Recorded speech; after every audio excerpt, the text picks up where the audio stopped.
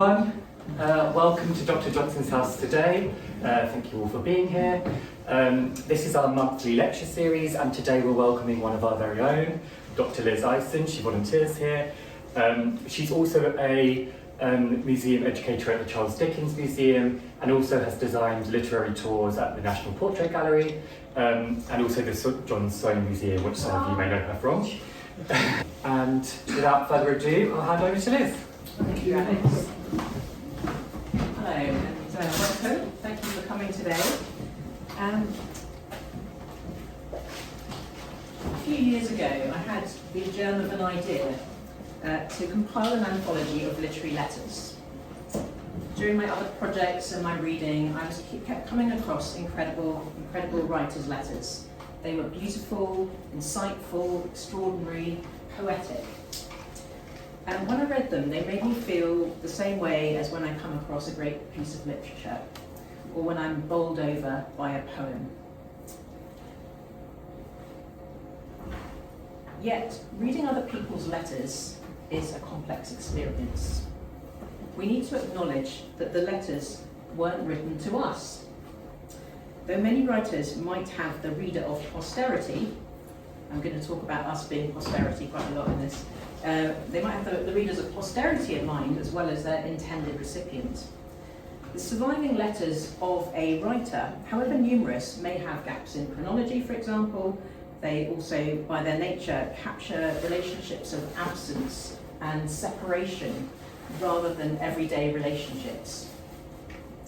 You get lots of love letters during a courtship, but when a couple lives together, there's likely fewer letters exchanged. My husband and I used to do lots of emailing to each other. We thought that was really special. We don't ask for more like small text messages these days. Significant or incriminating letters are often deliberately destroyed and so lost to the historical record. Letters get burnt a lot. There was a whole Netflix thing on, or was it BBC, on Jane Austen and her sister burning letters. And they get thrown away, or they get just lost. So there is a kind of never-ending mystique, I think, about those particular letters. We might call them something like shadow letters, that we know that were written, but we don't have them anymore. So here I am, reading other people's letters, and looking for something special in them. Not so much biography or fact-finding, but something a lot more fundamental. I think a quest for truth, insight into human experience, the secret to creativity, perhaps. And I also want to uncover something of the nature of communication, the transmission of words between people using the medium of paper and ink, to find the meaning of letters. Samuel Johnson. So Samuel Johnson also explored the meaning of letter writing. He explored that in his essays, his biographies of poets, and particularly in his own letters. He grappled with what would make a good letter, whether letters are public or private, and should they be kept close or should they be published. He demonstrated what a well-written letter could do: reveal the inner soul, change reality, make you laugh, challenge society perhaps, its practices and beliefs. And he also understood that letters could or should have a serious moral purpose, and we'll talk about that a bit more later on. But above all, on a sort of personal and a psychological level, Samuel Johnson couldn't do without letters. They were fundamental to his daily life and essential to his well-being, especially as he grew older and became more lonely. So in this talk, I'd like to share some thoughts on the golden age of letter writing in the 18th century, through the lens, if you like, of Samuel Johnson's writing, and by incorporating some readings from some of his letters. So I hope it'll be his voice coming out here rather than just my own. So where should we start? It's got to be the dictionary. We need the definition of what a letter is. Especially as we're here, I'm amazed that I've been invited to talk about this in his very own garret, where he assembled and wrote and assembled his great dictionary. So we have over here the definition of letter from his great dictionary of 1755. That's what I've circled in red there. It's rather brief. It just says a written message, an epistle. So a written message, okay, so it's got to be some kind of writing, and it's also a message, so it's some sort of communication. It's got a message at its heart. Now, as you probably know, one of the special characteristics of Johnson's dictionary is the quotations from literary works and other books that he selected to illustrate each of his words. And very often those quotations that he selected give a kind of sense of Johnson's own attitudes and opinions, and sometimes there are a few jokes thrown in.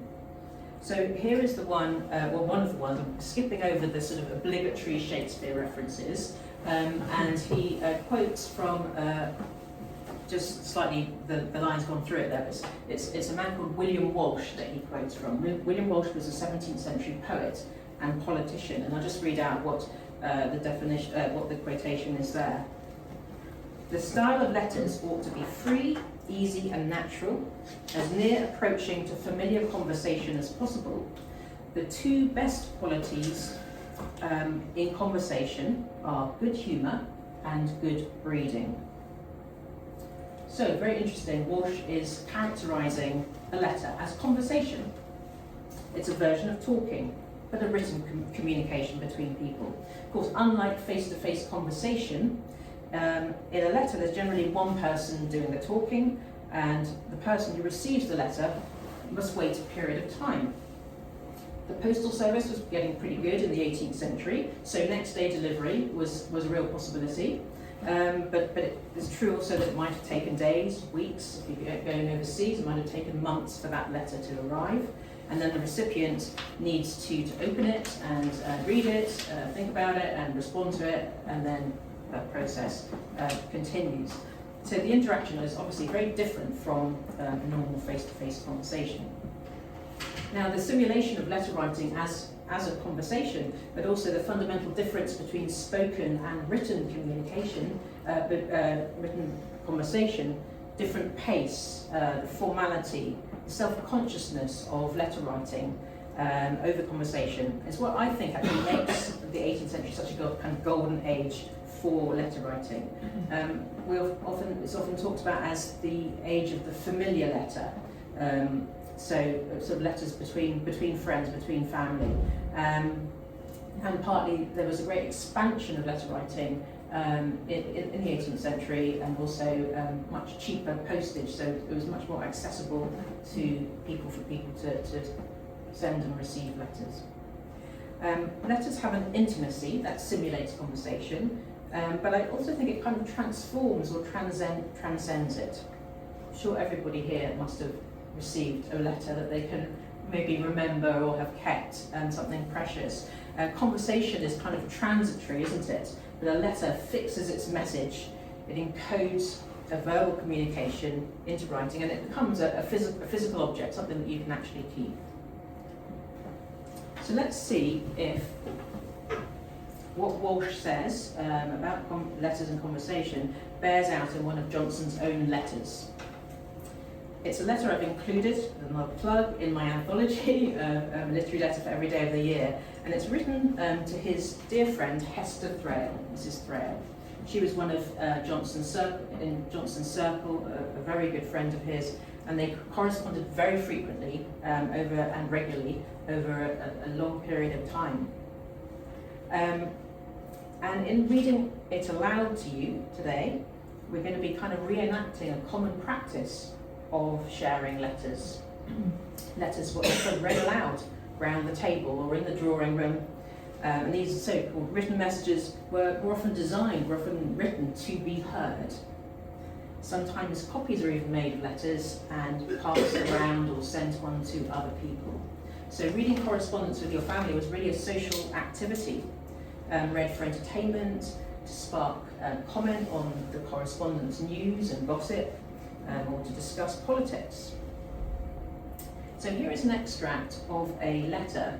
So that's just some, it's not the letter I'm going to read, but I just thought it was rather nice to see the handwriting of Johnson. And so this is another letter he wrote to Mrs. Thrale. Okay. So this is a letter written 27th of October, 1777. So that's around, my maths is not very good, around 250 years ago. So this is pretty special to be able to read it to you today.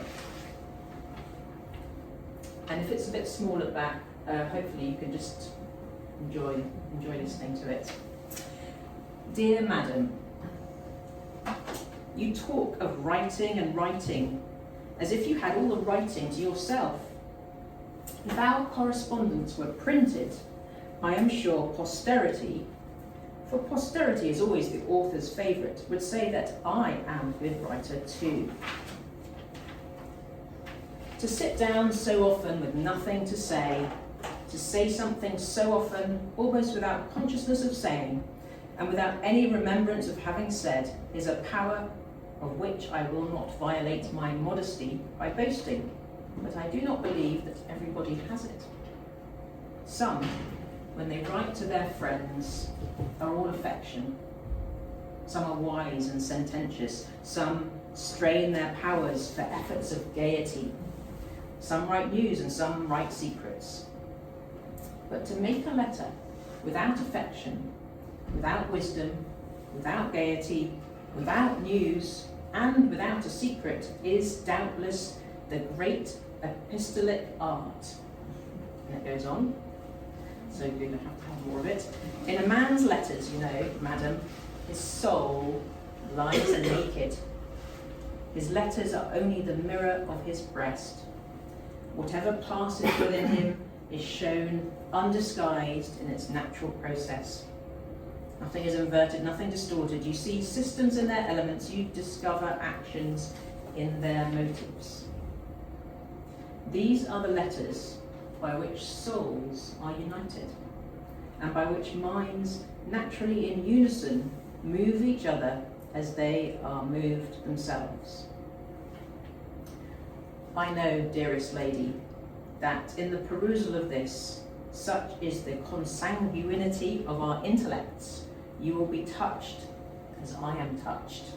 I have indeed concealed nothing from you, nor do I expect ever to repent of having thus opened my heart. I am, and so on, Sam Johnson. I hope you enjoyed that. Yeah. Excellent. So what are we getting here? We're just getting the sort of Johnson's exuberance, his joy, his wit, in writing letters to his friends. You can feel like he really enjoyed writing this letter, didn't he? Amazing facility with language. But above all, the belief that letters allow one to be together on paper. These are the letters by which souls are united. It's almost a sort of urge for spiritual unification through the written word. And that's more important than actually communicating anything, any actual news at all. So there's also, to note, an interesting talk of publication at the beginning. If our correspondence were printed, he writes. He and Mrs. Thrale was also a writer, so perhaps there is a hint there of a kind of wider readership for his letters. But I would say doesn't come across to me anyway as a sort of desire for sort of fame from these letters, but more a recognition that these letters have real and enduring worth, which hopefully I have demonstrated by reading it today. Nonetheless, it's quite an intimate letter. You could read it as actually very flirtatious with Mrs. Thrale, but I'd say that she was probably likely to be sharing her letters with her family. And in fact, Johnson's friendship was with the entire family. And in fact, in another letter, there's a little bit of evidence that of the practice of shared reading of Mrs. Thrale. So there's a letter that she wrote to Johnson, which said this: "The last paragraph of your last long letter is much in my head, and Mr. Thrale said when we read it together that you should not travel alone." So that suggests that she was sharing the letter, even though it was just addressed to her. She had read it to her husband. And later Johnson actually became a correspondent with Mr. and Mrs. Thrale's children. In fact, here's a picture of Mrs. Thrale with one of her daughters.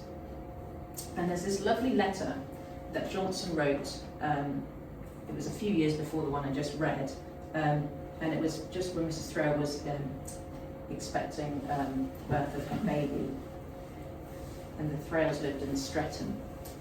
I hope to hear from Streatham of a greater event, that a new being is born that shall in time write such letters as this, and that another being is safe, that she may continue to write such. So backdrop to this is that over all these many years of their correspondence, Mrs. Thrale was almost kind of constantly pregnant. She had 12 children, although only 4 survived into adulthood. But what I love about this little quote here is that it's not so much about the cycle of life, but the cycle of letter writing. That he hopes that he'll one day be writing letters to the child, which in fact happened.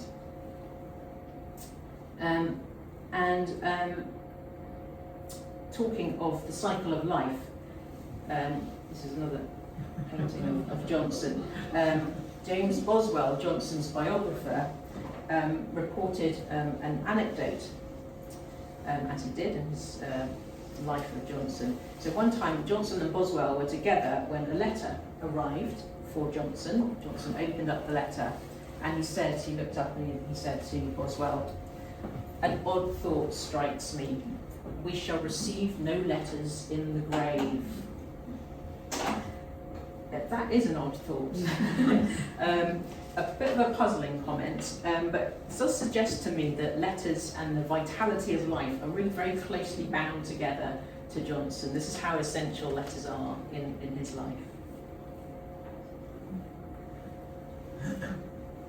So we get more of Johnson's views on letter writing in a published format, an essay he wrote on the subject of letters in 1751 in The Rambler.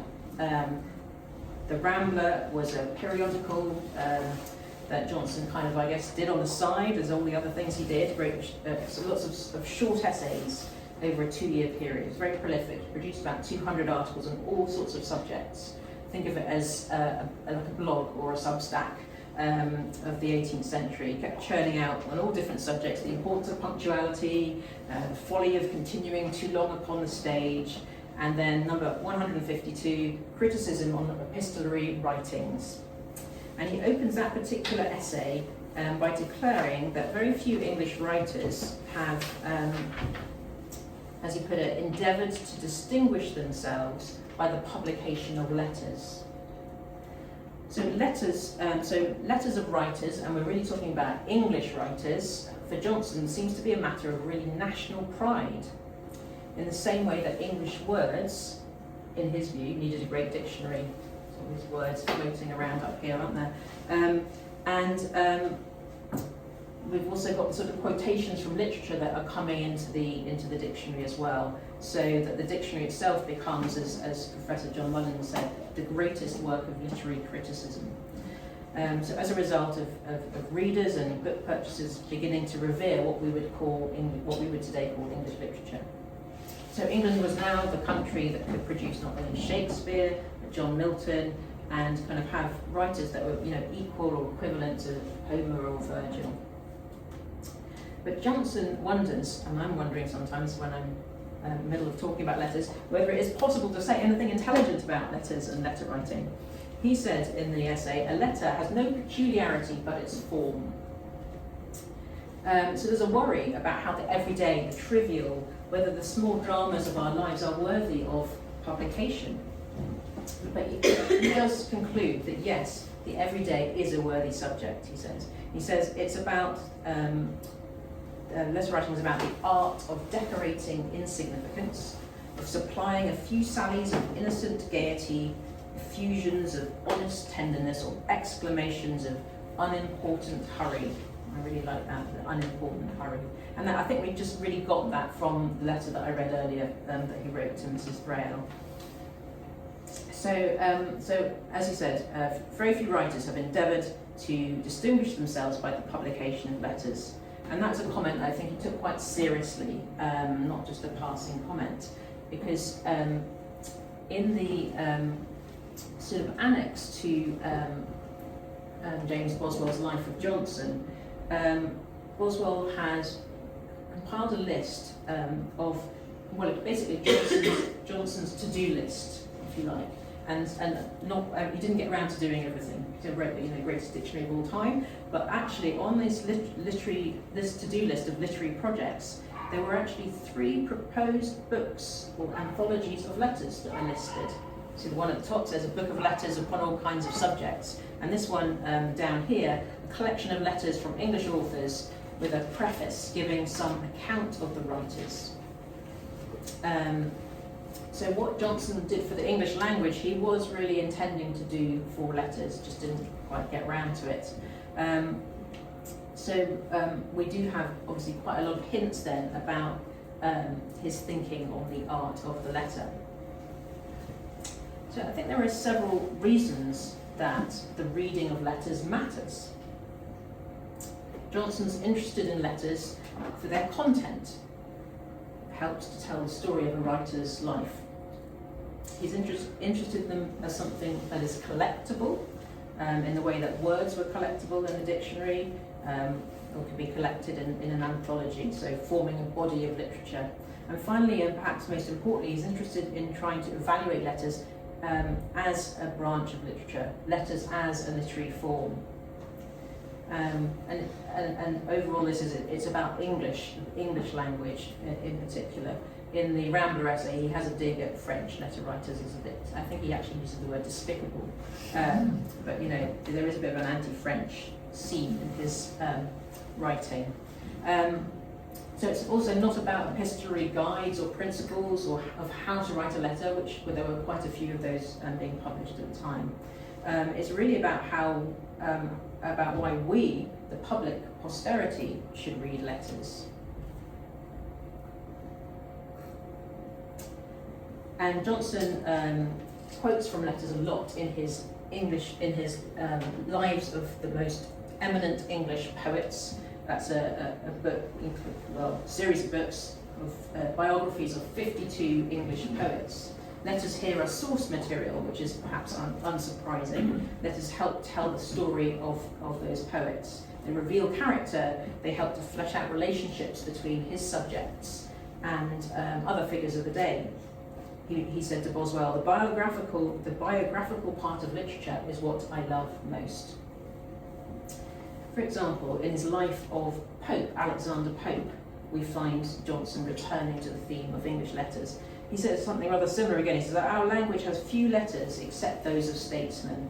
And then he writes quite an interesting and detailed account, rather extraordinary, of how Alexander Pope's letters came to be published. And I'm going to try and boil it down to a few key moments, because it's a bit of a saga, so if you're interested you can read up about it afterwards. But there was a great feud between Alexander Pope and a very unscrupulous publisher named Edmund Curll. Edmund Curll would just publish things without permission and was all out to make money for himself and not acknowledge the writer. Understandably, Alexander Pope was pretty angry about this, especially after some of his own poems got the Edmund Curll treatment. The revenge that Pope took was to mock Edmund Curll in one of his poems, the Dunciad, as a dunce. Was Curll bothered? No, he just published it, he republished it himself and made money from it. So he was a pretty shameless character. So then we come to the part of the story that's most relevant to this talk. It's a bit of a murky episode. It involves a man dressed up in disguise as a clergyman arriving at Edmund Curll's office on a dark night, offering to sell some of Pope's correspondence to Curll.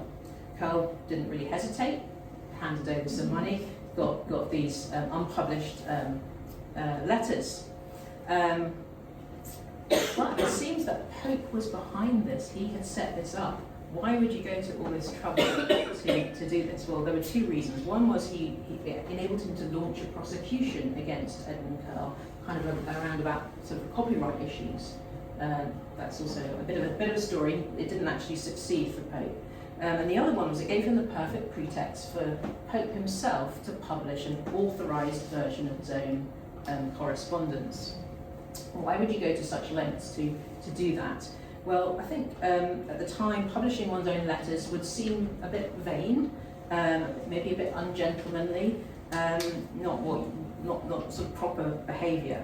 But this gave him the pretext that they would be okay to do that. And in fact, when he did write it, when he did publish his letters, he talked about how an unauthorised printing of a gentleman's private letters is a form of betraying conversation. Notice the conversation, what I talked about before. And opening someone else's letters is considered the greatest breach of honour. So publishing them is a total betrayal. So that's the sort of aside, the backstory of how Pope's letters became public. But what are their merits? How should we assess them? So that's those are the editions of Pope's letters. Samuel Johnson, in his life of Pope, does struggle a little bit about how to assess the letters themselves. He says that Pope, he writes, might have originally had publication in his mind, have written with care, or have afterwards selected those which he had most happily conceived or most diligently laboured. So it seems to be something about authenticity here.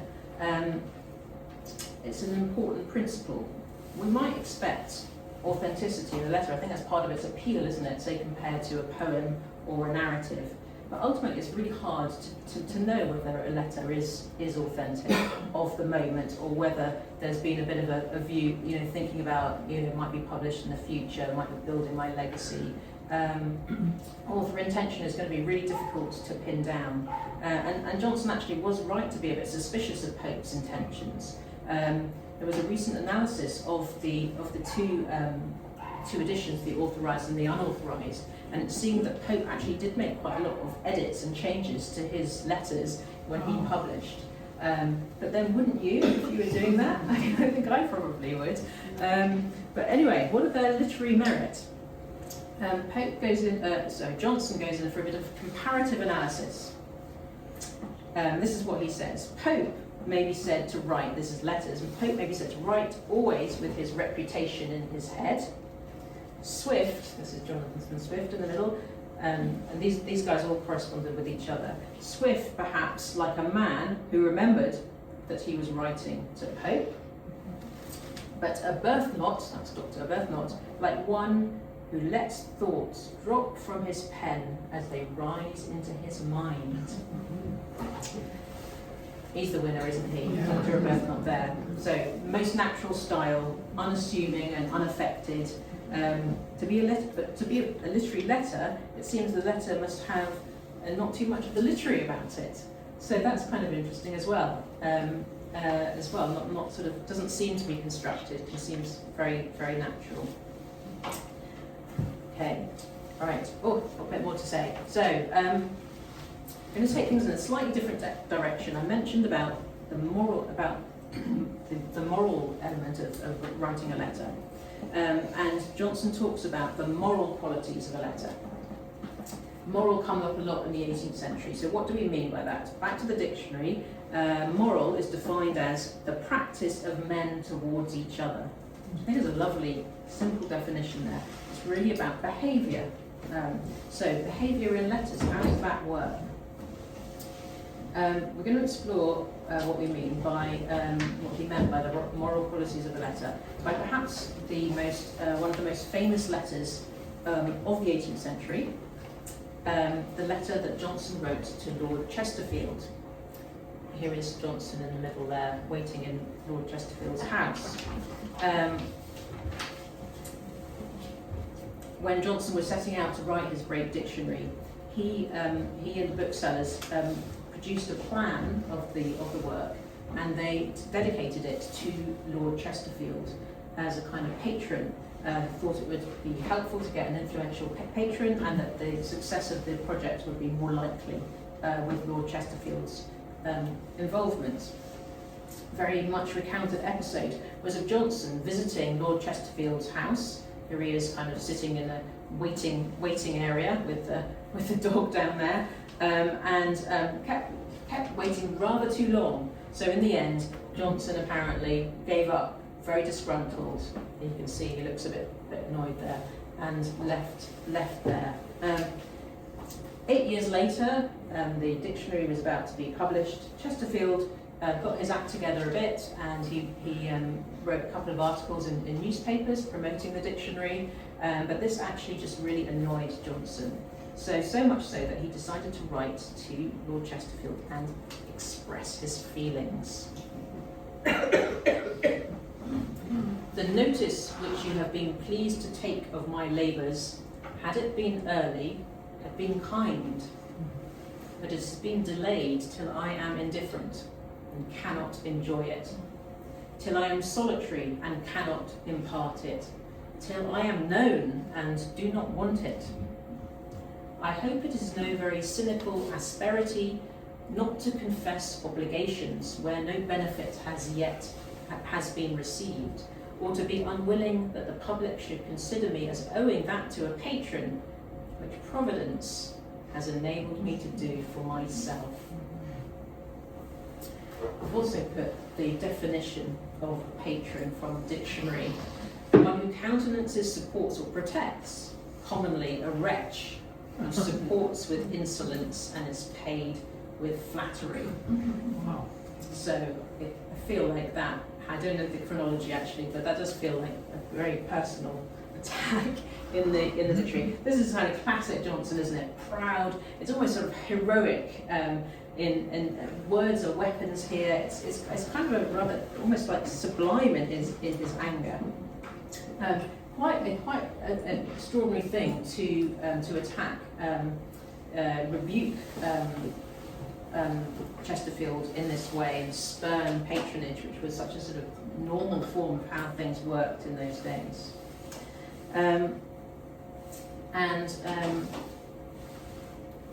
just going to go back. Yeah. So there was also, later on, in the 19th century, Thomas Carlyle said what a significant letter this was. It was really very famous. He described it as listen once again to that far-famed blast of doom, proclaiming into the ear of Lord Chesterfield, and through him of the listening world, that patronage should be no more.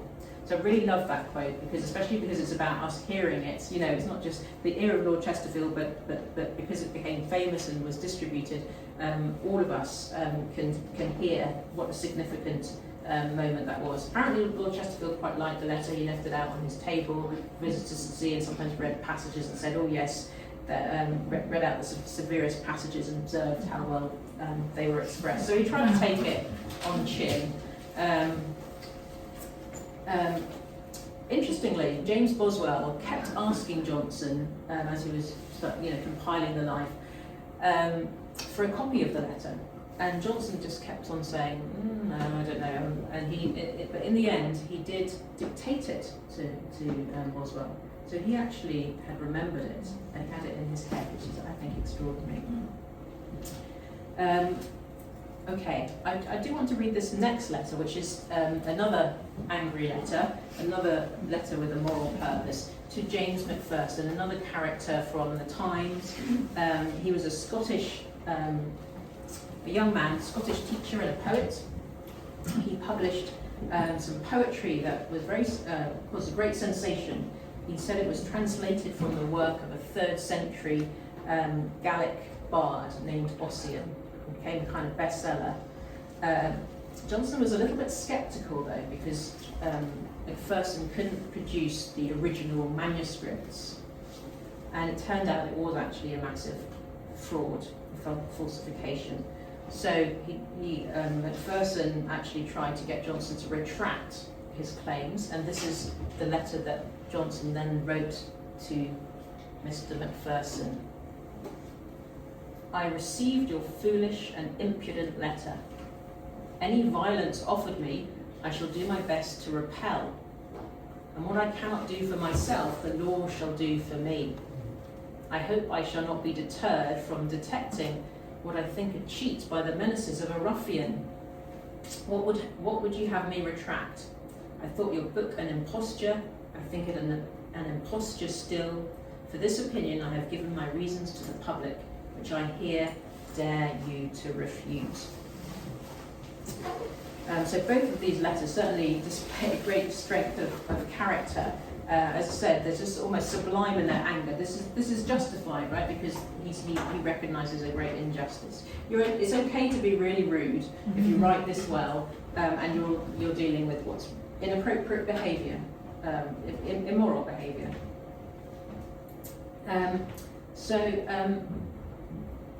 Going back to the Rambler essay, a couple more quotes from there. So the purpose for which letters are written, he says, when no intelligence is communicated or business transacted, is to preserve in the minds of the absent either love or esteem. To excite love, we must impart pleasure, and to raise esteem, we must discover abilities.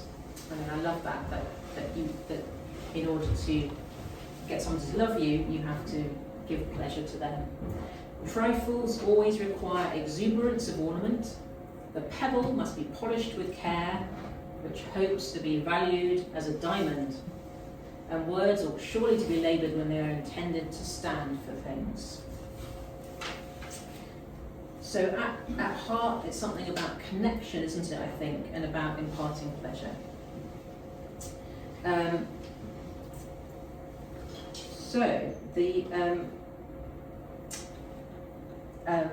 For Johnson, he's got this sort of moral purpose, literary critic, great man of letters with a capital L.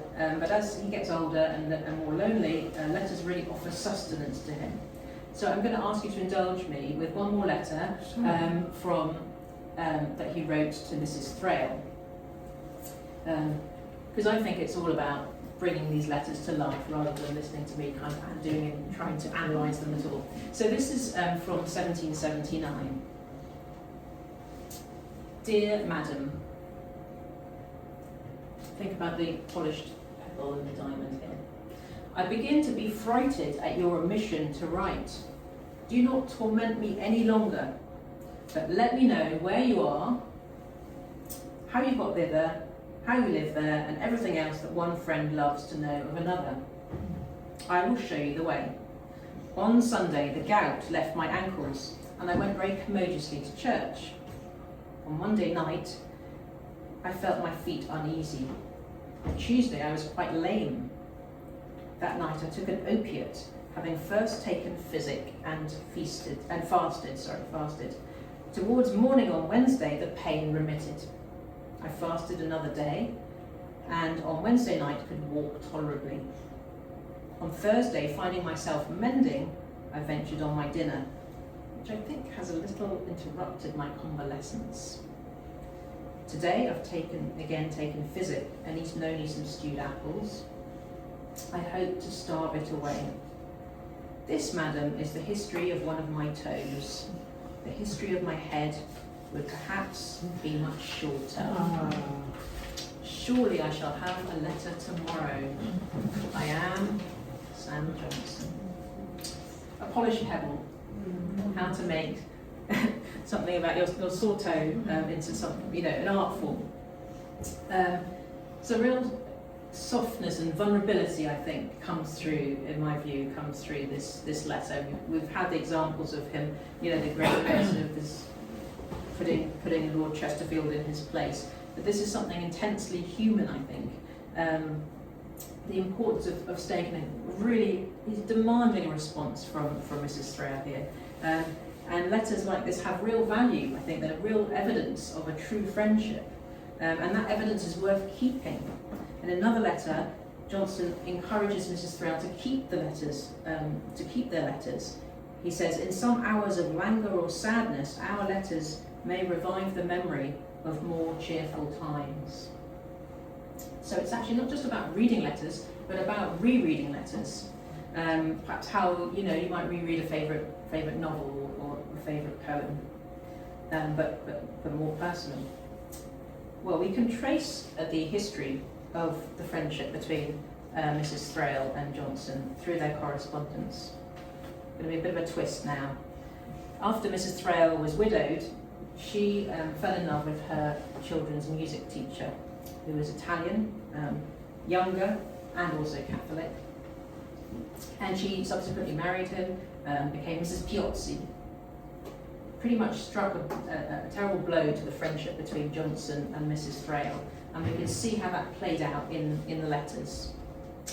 So in a letter of 1784, Johnson said that she described her as ignominiously married, and he addressed the letter not as "Dear Madam," as he had in many of the other letters, but plainly "Madam."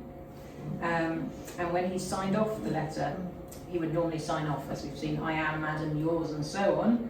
He ended with this absolutely devastating, I once was, Madam, most truly yours, Sam Johnson. I don't know if you want to keep that one, but they did keep it. So, let's get back to the future. We're going to wind up in a moment. The issue of that other letter reader, ourselves, posterity. So Samuel Johnson's correspondence didn't remain private. Mrs. Thrale, Mrs. Piozzi, did keep all those letters, and she in fact published them herself, which was quite controversial at the time. And James Boswell also embeds many extracts of letters in the life of Samuel Johnson. You can also go to the library, and there's a massive 5-volume edition of the complete letters of Samuel Johnson that were published in the 20th century. Would Johnson have approved of publication, after all we've learnt? Were his letters written with that posthumous readership in mind? Because letters do occupy that kind of peculiar space between public and private. Well, we've got a little bit of information about this. Boswell brilliantly recorded a conversation on the subject. Johnson: "It has now become so much the fashion to publish letters that in order to avoid it, I put as little into mine as I can." Boswell: "Do what you will, sir, you cannot avoid it. Should you even write as ill as you can, your letters would be published as curiosities." Then, a bit later on, Boswell explicitly asks Johnson whether it would be improper to publish his letters after his death. And Johnson's answer eventually was, "Nay, sir, when I am dead, you may do as you will." So, perhaps in giving Boswell the all clear to publish his letters, Johnson was fulfilling his own expressed desire for English writers to publish their correspondence. And Boswell worked really hard to help preserve a lot of these letters. For example, I always like to put in Fanny Burney because I think she's brilliant.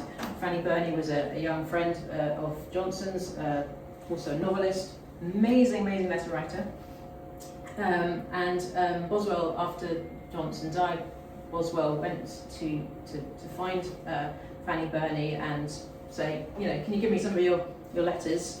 But interestingly, Burney said, "I cannot consent to print private letters, even of a man so justly celebrated. No, I shall hold sacred those revered testimonies." I've got a bit of sympathy for this sort of sense of private ownership of those letters. She calls them sacred. And there's also something about the letters themselves as being a sort of artifact, an object that you keep. But unfortunately, we have very few of the letters between those two people. There are just a few surviving. So I don't know what happened to them when she kept hold of them. But how do we know the story? Well, through Burney's own letters, which were duly published after she died. There is a pretty tricky line between private and public that I don't think I can resolve today, or maybe ever, satisfactorily. We're wary of a letter that seems to be written with a view of its eventual publication, as in the case of Pope. We recognise that sense of intrusion into private spaces, whilst, to be honest, simultaneously very drawn and curious to find out about what happened between people. So we've got this, a lot of curiosity. But there's also what that word pleasure, what Johnson called pleasure, and I think we get that too from, and I hope you've had that today, of enjoying and experiencing the to and fro, the amazing correspondence between brilliant writers sort of playing out on paper. And I think that's more than just curiosity. That's for us to receive a gift, that of sharing these written moments from the past. And I think Johnson achieved that, in his case, through the art or the alchemy of polishing your everyday stone so that it glitters like a diamond. Wow. So thank you very much. Thank you very much.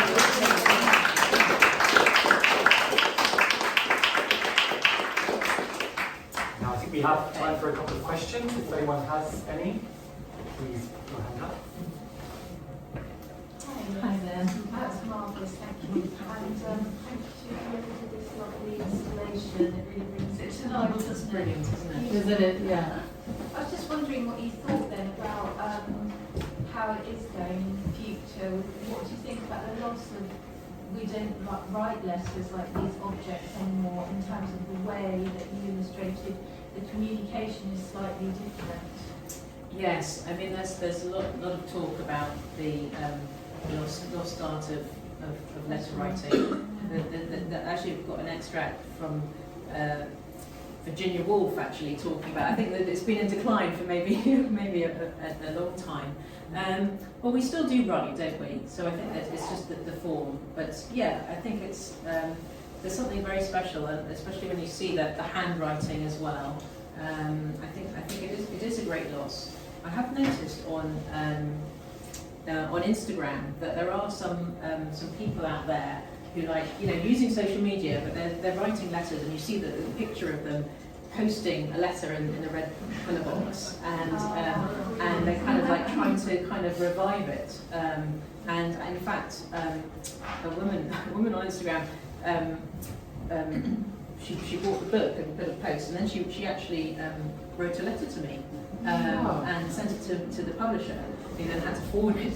And then I wrote one back to her. And as I sat down to write, it was actually really wonderful. It's a very different feeling. You have to take some space and really think about what you want to say and plan it. Because I'm always, editing stuff when I do it on the computer. But if you've got one chance with your handwriting, yeah. So I don't know. I mean, it'd be interesting to. Lost in translation then with the typing. Yes. Yeah, but I think you have to there's a lot, so much going on, isn't there? How much space you've got in the letter, and there's a lot of talk, analysis of letters. Say Jane Austen's letters, and how you'd have to plan how much information you'd put in the letter because of the size of the paper, because they often it was folded up into one sheet, and it's also an envelope as well. So it's so different. It does make us think differently. So yeah, I don't know. What do you think? Do you think it could be revived? It's massively different. I mean, if you think about painters and people talking about digital art, they sort of say, but there's, the thing about the actual physical act of the painter putting the paint onto the canvas, it's the actual transmission. I think it's a definite kind of loss. Yeah. Yes. And it's lovely to receive letters. I'll write you letters. Oh. And maybe when this is cleared up, I can see down here. This is normally for people who haven't been here before. There's some quills and pieces of paper, and then you can have a go writing something. You can write a letter to the Dr. Johnson Museum. It was a physical act, wasn't it? It was actually, a real physical Yes. commitment. Yeah, as well. Thank you. Yes. So you've compiled a lot of different letter writers here. What do you think of Johnson's style compared to the others? And are there any other letter writers that you would pick out as exceptional? Well, I mean that's a big question. In the anthology, I have a whole range from classical writers to modern writers. So I guess I really like variety, and like how putting it together in anthology, the sort of different writers almost speak to each other, and are influenced by each other in some way. I mean, I think when I was struggling away doing the anthology, just sort of looking at complete letters of one writer, you can get a bit bogged down with it. So I quite like picking and choosing and having variety. But Johnson's letters are the ones that I read today, they're just something else, aren't they? It's just however many times I reread them, they do give me a lot of pleasure. Yeah. But yeah, Fanny Burney, I absolutely love her letters. I'd really recommend them. And there's a bit of a crossover between whether they're letters or whether they're a diary. So that's another sort of debate that some of these things kind of cross over into other genres. Doesn't really answer your question, but maybe you can tell me afterwards what writers you like. Yeah. I really enjoyed the presentation, but the thing that struck me was when you said that Boswell wrote and got consent from Johnson to publish his letters, because I don't know much about Johnson, but I'd always kind of assumed that as he was writing, he was thinking about posterity, suspecting that one day, even tacitly, that he acknowledged that his letters would go into the public sphere after his death. Is that fair? Well, I mean, from the things that I've said today, it felt like he didn't explicitly do that, but maybe I would probably agree with you that he, a bit like Alexander Pope, that he's great. If you're a great writer, then you probably. Oh, go on, man. But you kind of want it anyway. You want the thing that you're giving. Yeah, but maybe you're too gentlemanly to actually admit it. Okay. But he didn't sort of, he wasn't grandstanding and showboating his no, he seemed to be quite modest, I feel, quite modest about it. But I think, he would be pleased, wouldn't he, that we are talking about them, and that this idea that letters themselves are a kind of literary genre. I feel like he really promoted that, rather than sort of incidental or just kind of they're special in their own right. Yeah. Just thinking about that, it went on to become real kind of subjects of books being written about them, like the dangerous letters of Lady Pebble in Dickens and things like that, and the whole blog line that comes around the letter is, they're real objects of kind of intrigue. Yes, and during this time it was the rise of which I didn't have time to talk about, the rise of the epistolary novel. So Fanny Burney was one who also wrote novels that were a series of letters, and Samuel Richardson and so on. So that's really fascinating. That's another big topic. We could have a letter writing workshop. That's a good idea. Yeah, let's be trying to about that. Yeah. Okay. Yeah. Or just some more sandwiches. Well, on that note, I think that's all we have time for today. Please, Liz will still be here if you have any questions.